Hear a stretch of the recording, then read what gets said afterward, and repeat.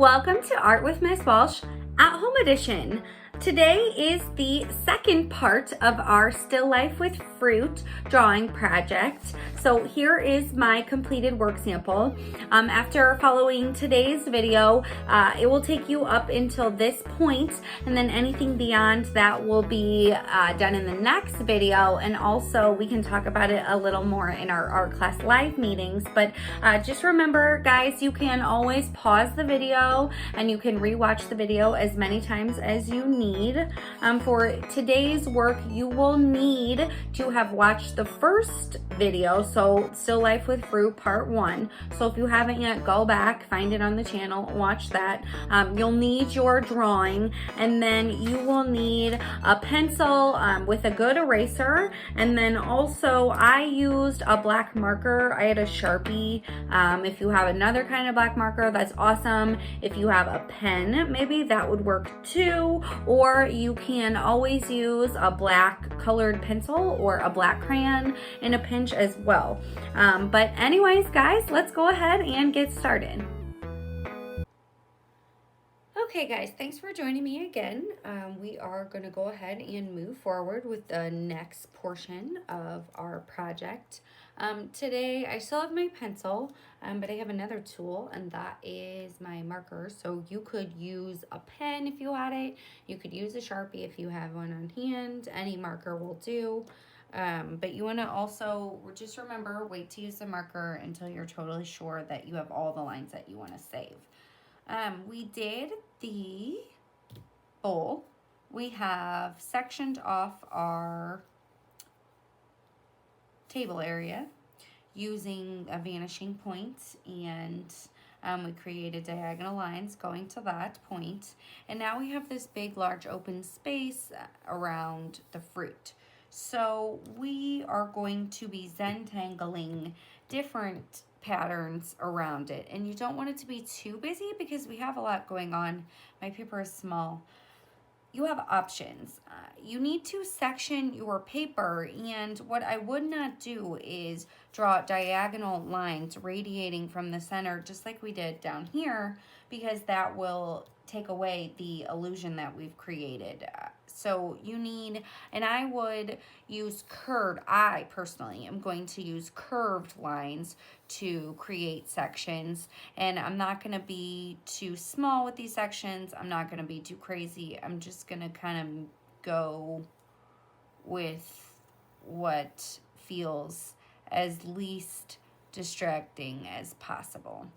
And I just kind of want to break the background up using something that's interesting, doing something very simple and interesting. Maybe that's looks a little strange right now, but I think, you know, that's about it. I might need to add a curve. I think that would look better. So just remember, guys, draw light until you get it right. You want to create a couple of sections for yourself, and it looks good. So inside of each section, you will be creating a Zentangle, or a series of lines and shapes that repeat in a pattern, and you will be using just one color. So I'm going to be using black, and I'm also going to use the same black to outline what I have here. So to get started, I am just going to simply outline all of the lines that I have, and that just means trace over them.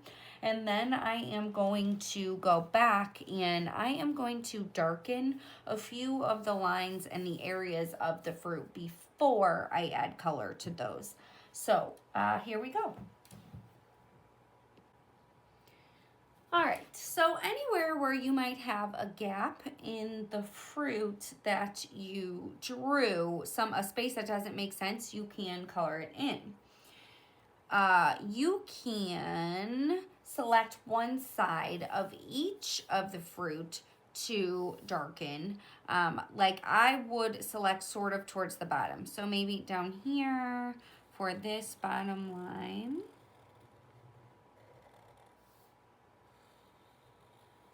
I'm going to make it a little bit thicker, just down at the bottom. Okay, and then maybe on this apple, down where it gets close to the bowl, I'm going to, and the same for this lemon, not too thick for this guy, just down on both sides.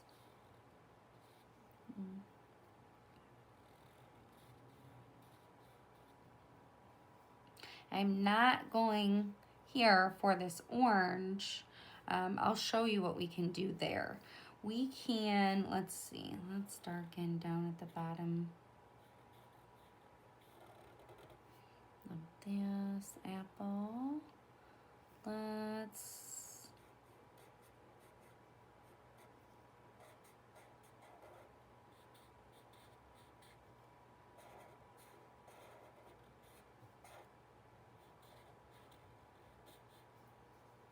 do this pear. I don't want to do the top of the pear. I just kind of want to do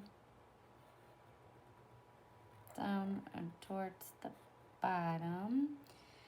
And then maybe I want to come up and just sort of blend it so that the line is smooth. Okay, now we can, there we go.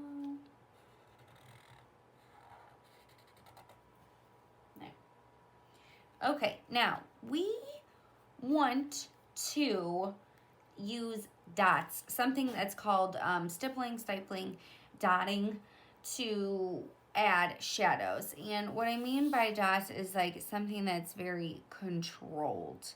You want to make them closer together and then maybe further apart. You are not taking your hand in any way and banging this. You'll hurt the tip of the marker, and that's not what you want to do.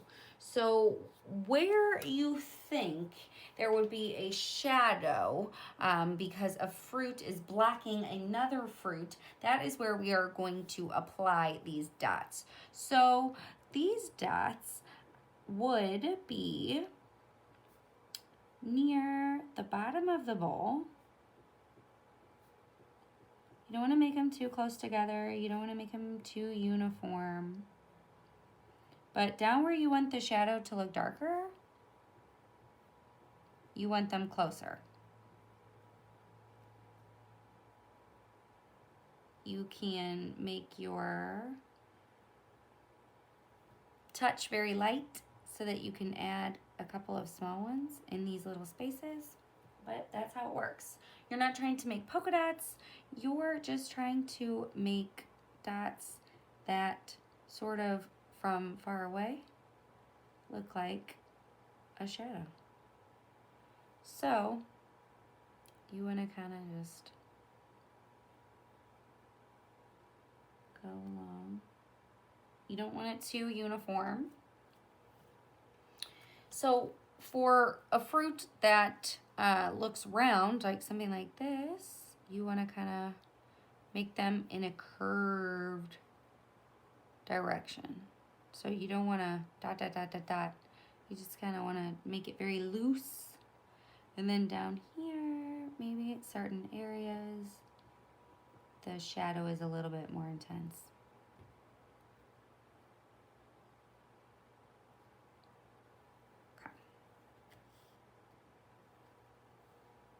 Now, let's see. This one's the banana, so I'm gonna make these dots pretty heavy back here. And then I'm just gonna kind of bring them up. Okay. Now, maybe there's only just like a few on the bottom of the banana, because we did darken this line, so we just want to kind of pull the line up a little bit, and we want to be careful that we're not making it look spotted. We don't want it to be unhealthy. We want it to be obvious that we're using dots as a form of shadow.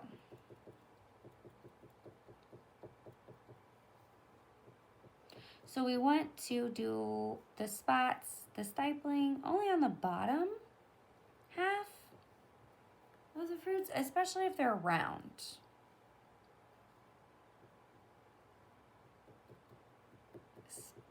especially if they're round.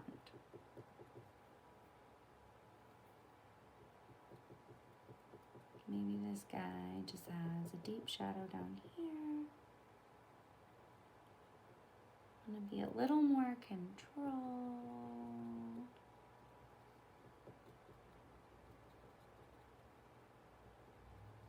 Okay. Ta-da! And then in some areas, you can just go ahead and color it in.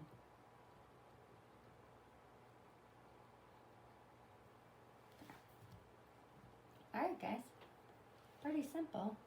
If you wanted, you could do some on the leaf. You don't want to go too crazy. It's not part of your design. You're not polka dotting. You're not drawing huge circles. Just a light touch every now and again to add a little bit of emphasis. But once you get to this point, you are ready to do two things. You can, and I would recommend skipping the pencil and using your marker for the Zentangling. You'll need for this background portion to be careful if you are using the marker just to do your Zentangle straight onto your project. But before doing that, I would go ahead and I would add color to the fruits just to kind of create a barrier for yourself between this section of your paper and this section, because you don't really want to Zentangle in these areas down here.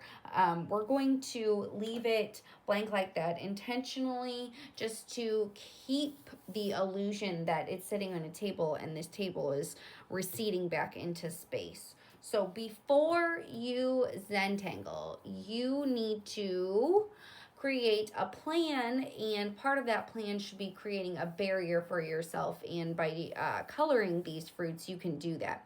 So I would select your method, test out your coloring maybe on another sheet of paper, and also before you're ready to do the Zentangling, make sure that you practice your patterns in a separate scratch piece of paper and check out the Zentangle videos and examples that I am posting.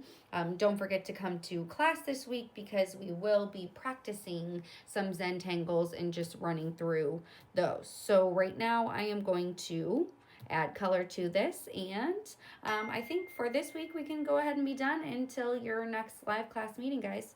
Great job. Guys, I wanted to add one more quick tip for coloring. Since we've created these shadows with the thicker lines and also with the dots, the stippling, you don't have to do a lot of layering or a lot of shading with your coloring. You can, if you wanted, just go for a very flat, basic coloring technique, and you can just focus on craft and smoothness. I wouldn't go too dark. It's hard to control the neatness level of the crayon or colored pencil when you're applying it too dark at the beginning. Just go in layers. If you wanted to, you could add maybe, like, since this was a lemon, you could add a little bit of a darker shade of yellow, like a goldenrod, around the edges where you've stippled, and then a lighter bright yellow in this area. Same for the apple. You could use a little bit of green down here in this area, and then you could blend it in with red at the top, or you could just select red and go right over this and just make sure that you're coloring light enough that these details show through, but dark enough that from a distance you can see that bright pop of color. And if you need to refer to the examples, I posted those in the PDF, so please check those out. Select the fruit that's your favorite and model your work to look similar to that, or feel free to give it your own twist. If you want to add a highlight to any of your fruit, you can leave a bit of this area, maybe like where you'd want the light to hit at the top portion, so the opposite of where you put the dots You could leave a little bit of it white. You could lighten the pressure with the color. So maybe if this was a green pear up here, I would put a little bit of yellow or a little bit of the white paper showing through and blend that into the deeper green to make a bit of light. So that's up to you.